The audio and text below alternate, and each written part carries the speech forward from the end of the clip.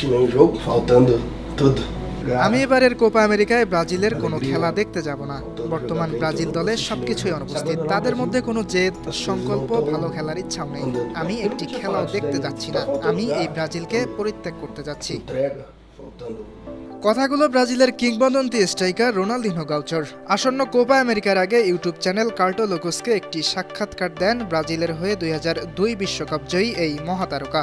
সেখানে কোপা আমেরিকায় ব্রাজিলের কাছ থেকে কি আশা করা উচিত এমন প্রশ্নের উত্তরে এভাবেই নিজের ক্ষোভ ঝেড়েছেন রোনালদিনহো।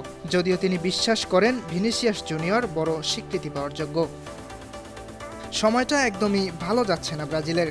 2022 বিশ্বকাপে ক্রোয়েশিয়ার কাছে বিদায়ের পর এখন পর্যন্ত 13টি ম্যাচ খেলেছে সেলেসাওরা, যেখানে হেরেছে 5টিতে, জয় 5টিতে এবং ড্র করেছে 3টি ম্যাচ।